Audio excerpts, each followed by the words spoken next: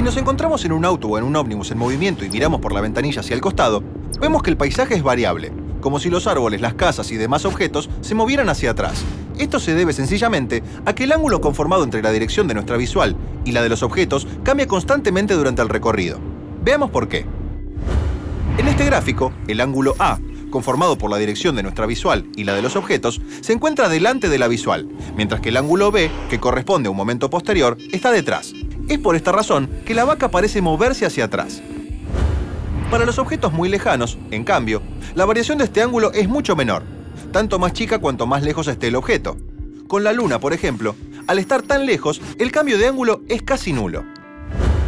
Entonces, si mientras avanzamos miramos en una dirección fija, la vemos siempre en la misma posición respecto de nosotros, tal como ocurriría con algo que nos siguiera. Es por eso que nos da la impresión de que la Luna nos sigue a nosotros. Mientras nos desplazamos, el cambio de ángulo con el que vemos un objeto depende de dos cosas. A, la distancia al objeto, y B, la distancia que nos desplazamos. Y esta relación geométrica tiene aplicaciones prácticas. Digamos que queremos saber la distancia desde el punto P, donde estamos haciendo un picnic, hasta un árbol que está del otro lado del río. No podemos cruzar el río. ¿Cómo hacemos?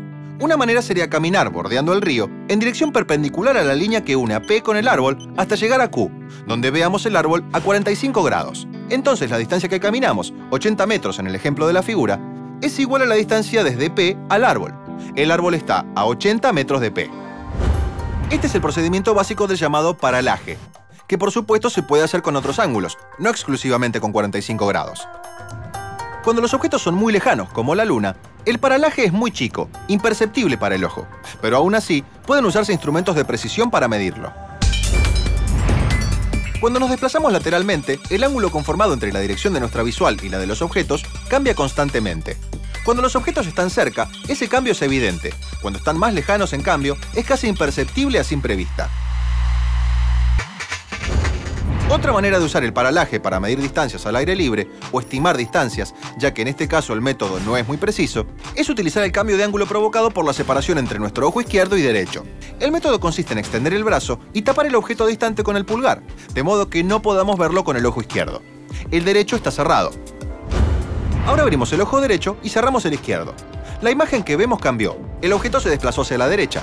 Y aquí viene la estimación. En el ejemplo de la figura, la vaca se desplazó una distancia aproximadamente igual a 3 veces su tamaño.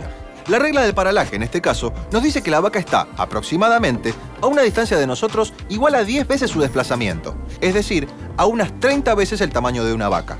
Como una vaca mide aproximadamente 2 metros de largo, la vaca está a unos 60 metros de distancia. ¿Por qué funciona esta regla? ¿De dónde sale el número 10 por el que tenemos que multiplicar la distancia? Este método simple se basa en que, si bien nuestros tamaños son distintos, nuestras proporciones corporales son aproximadamente constantes. La distancia entre nuestros ojos y el pulgar extendido es aproximadamente 10 veces más grande que la distancia que separa el ojo izquierdo del derecho, y eso permite hacer la estimación de distancias a objetos relativamente lejanos. Claro que necesitamos una referencia de dimensiones conocidas como la vaca del ejemplo, ubicada en el punto al que queremos calcular la distancia.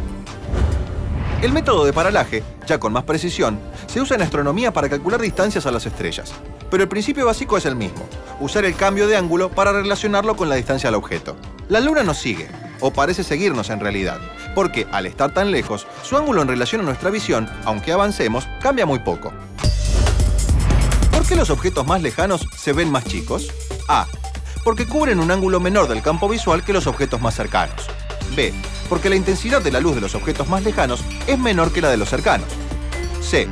Por una ilusión óptica. Para saber la respuesta, ingresa en www.ciencia.educ.ar.